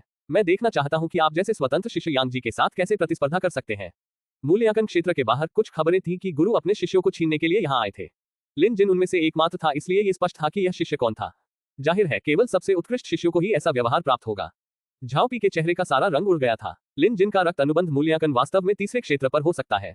अन्यथा इतने सारे गुरु अपने शिष्य को छीनने के लिए यहाँ क्यों होंगे। झाओपी अब लिन जिन के लिए परेशानी खड़ी करने के मूड में नहीं था। अगर लिन जिन का रक्त अनुबंध मूल्यांकन तीसरे दायरे में होता तो उसे भारी कीमत चुकानी पड़ सकती थी। पहले, दूसरे और तीसरे क्षेत्र के मूल्यांकन की कुल लागत 250 निम्न श्रेणी के स्पिरिट स्टोन थे। उसके लिए भी यह एक बड़ी रकम थी। झाओपी को इसका अफसोस हुआ। अगर उसे पता होता कि ऐसा होगा तो वह चेन की बात नहीं सुनता और लिन जिन के पास मुसीबत ढूंढने नहीं आता। ऊपर देखने पर झाओपी अब चेन को नहीं देख सका। उसमें तो गाली देने की भी शक्ति नहीं थी। तभी लिन जिन बाहर आया। झाओपी लिन जिन की ओर देखते ही कांप उठा। लिन जिन ने पीछे मुड़कर देखा और फिर मुस्कुराते हुए झाओपी के कंधे पर थपथपाया। भाई झाओ, इस बार मुझ पर इतना खर्च करने के लिए धन्यवाद। इतना कहकर वह चला गया। जल्द ही लिन जिन के अपने रक्त अनुबंध के चौथे क्षेत्र तक पहुंचने की खबर आ गई। यह सुनकर झाओपी को ऐसा लगा जैसे उस पर बिजली गिर गई हो। वह और अधिक नहीं सह सका और